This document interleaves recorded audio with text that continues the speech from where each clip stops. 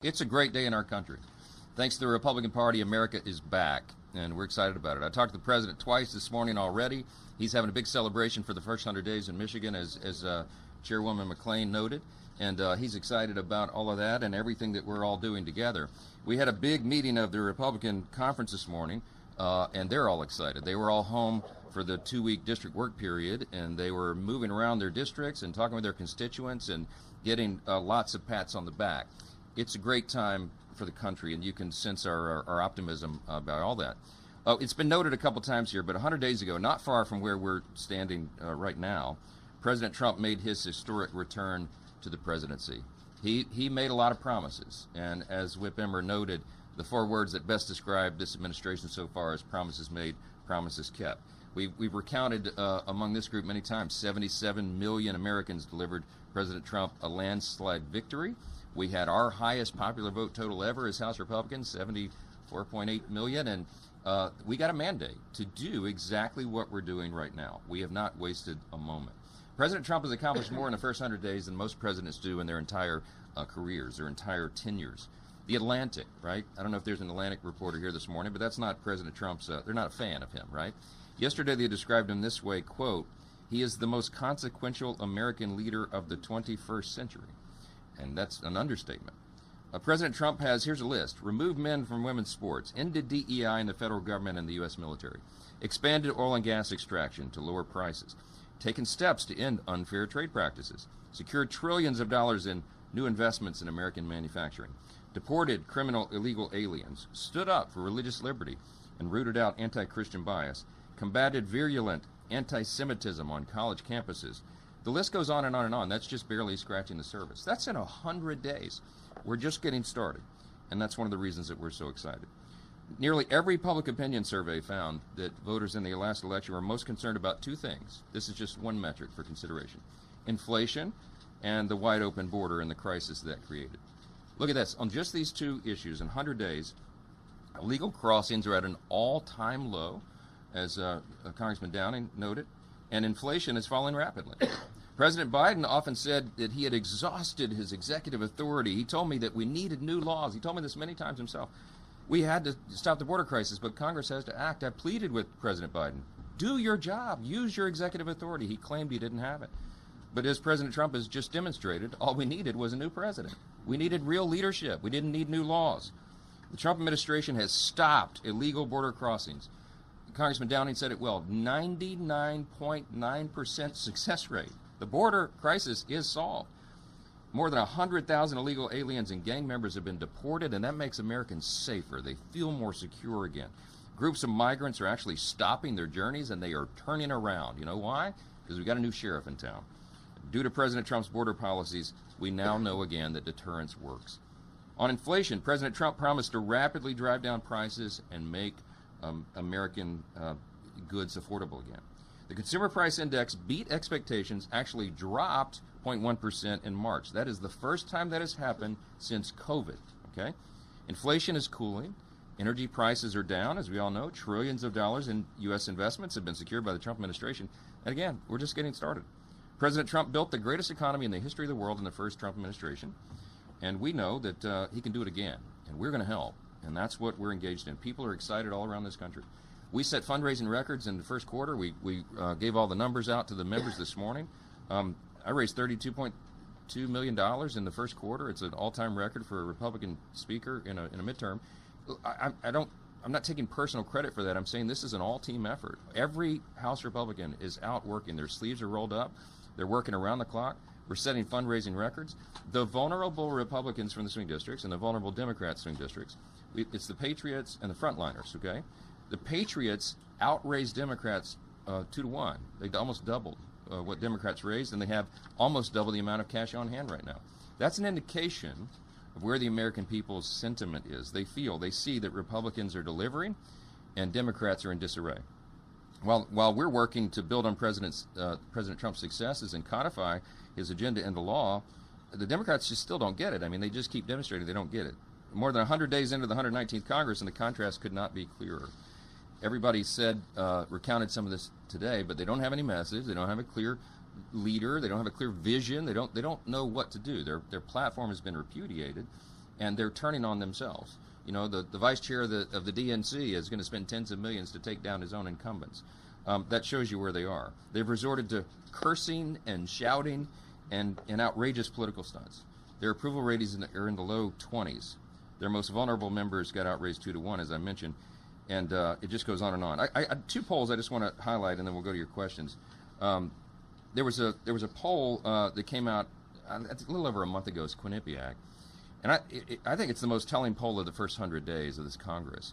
But I got the graphic in front of me. It was Politico published it. Lots of people talked about it.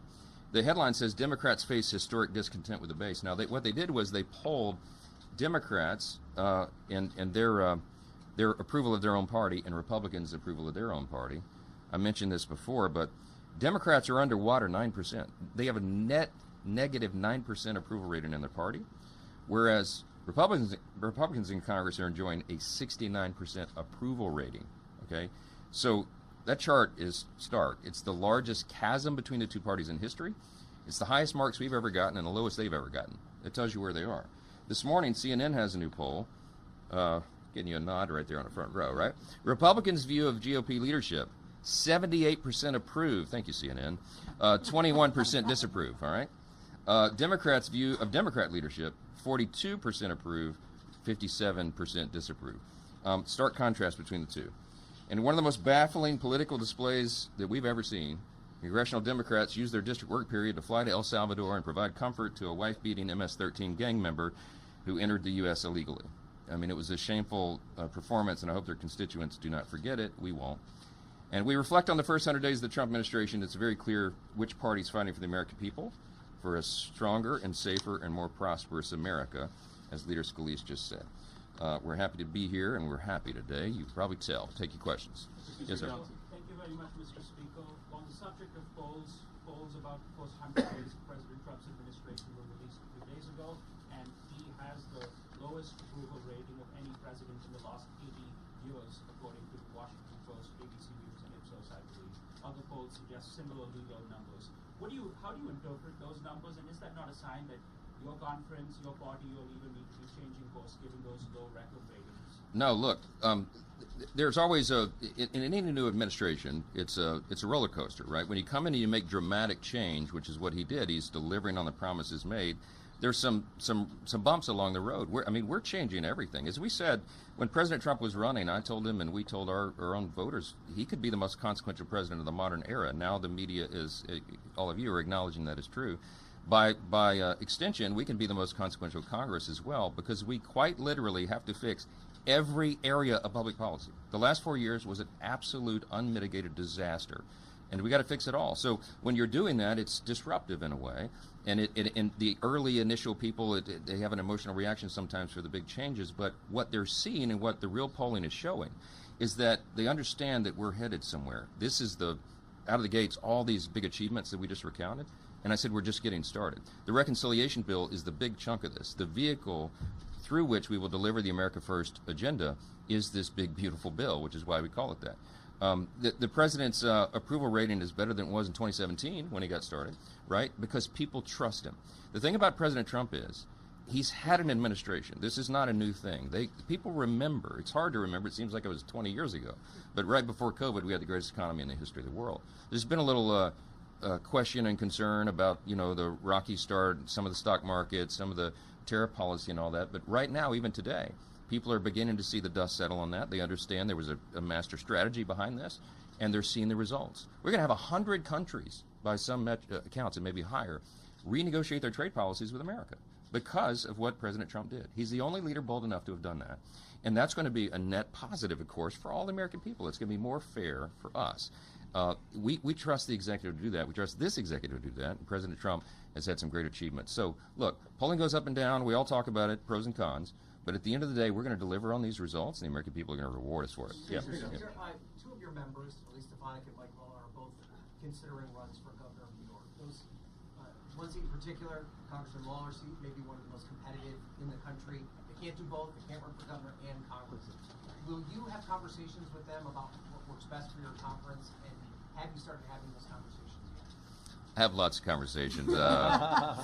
I love them both. They're two of my favorite people and my most trusted colleagues, and they're both super talented, which is why they get talked about for doing other things. We have lots of look. We've got a very talented group here. We have lots of House Republicans who are being courted to run for Senate or governor or do something big. I mean, my preference is that they all stay here with me. Right? We get the job done. But I don't begrudge anybody for having other opportunities, and we ultimately support them in whatever they do.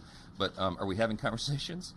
We are, yeah, and that's all I'm going to say about it. But I ultimately, look, I support my friends and colleagues. These are more than colleagues; they're friends, and I want all of my friends to do well and go as high as they can, be of their highest and best use to the country. So we'll see how it shakes out. Mr. Speaker Johnson, do you plan on meeting with governors to advise them on how they might restructure their budgets if you're reforming SNAP and Medicaid?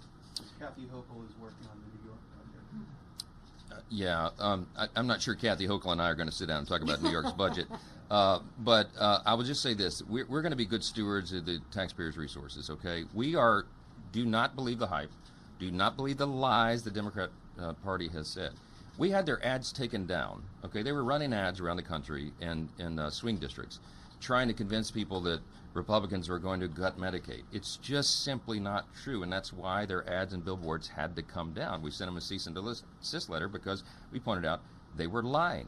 By the way, the Democrat leaders in Washington have zero credibility with the American people. Remember, they tried to tell us for the last 4 years that Joe Biden was an exceptionally talented, brilliant, on-point leader. Okay, they don't have any credibility on any of this.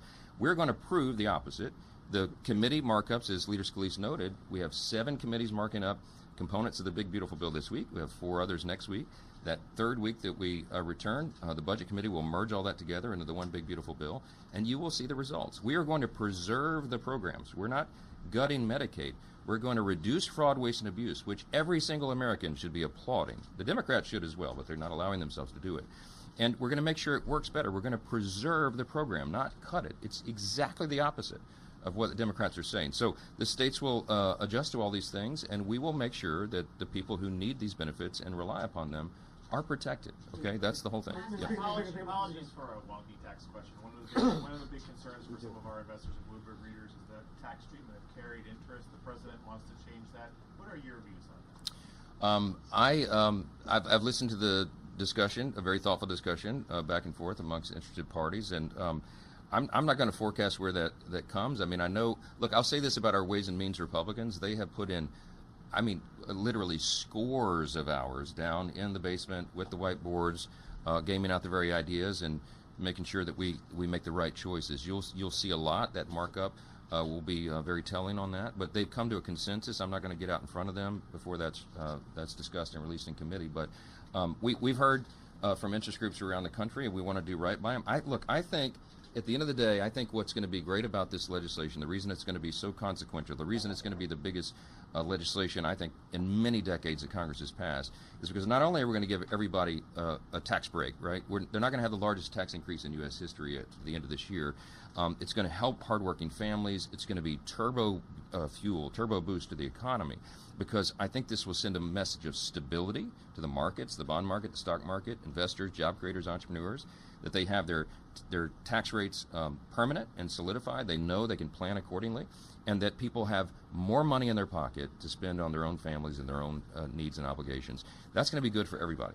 And I think when it comes to this, I think all boats are going to rise again. That was the net result in the first Trump administration, the greatest economy in the history of the world, because we did thoughtful tax policy and we did real regulatory reform. Right now, as Congressman Downing said, both those things are on steroids. And you're going to see this result in spades, and people are going to see it and feel it. And by the way, they're going to feel it before the midterm election in 2026. So that's another big thing. Last one.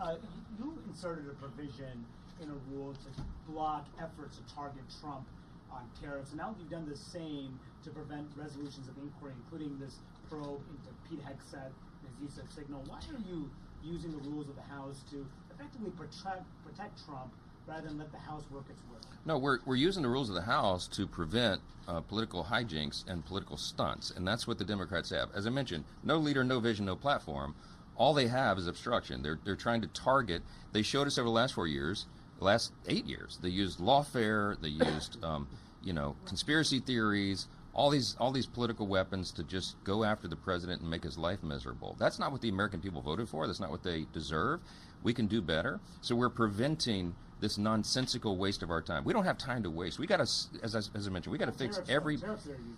It's a bipartisan But effort. as we've discussed many times in this room, the executive branch has the constitutional and appropriate legal authority to address unfair trade practices with other countries. That's exactly what President has been doing, it is doing, and the results, I think, are going to be obvious at the end of this.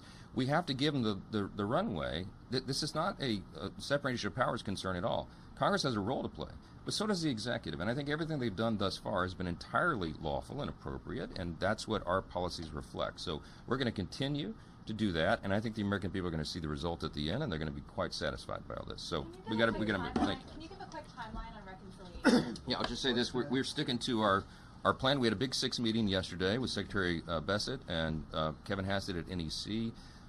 Senator Crapo, who's the finance chair over there, Leader Thune, I, and Jason Smith, Ways and Means chair. And we had White House folks there as well. And what we discussed was the timeline. As the Treasury Secretary Bessent has said a few times, he gave us credit for moving this so aggressively on this calendar. I'm really glad that we did, because we got to deliver this in economic relief to the American people quickly. We've got to codify all this. We are on track to pass the bill out of the House, as we've said from the very beginning, and get it over to the next stage by Memorial Day. Now, I don't know how long the Senate's going to take to do their piece, but I was very encouraged after the meeting yesterday, frankly. Leader Thune and Senator Crapo are on point. The Senate Republicans have been working very hard together. We got almost a year head start on them on this process, so that explains the sequence of events. But we're going to get it done by Memorial Day. Senate over there, they take a few weeks to work through that. We merge this together, we get it to the president's desk quickly for signature. The Secretary Bessent said yesterday, a big celebration by July 4th. I hope it happens much sooner than that. And we're going to keep pressing aggressively in the House to make sure that happens. Thank you.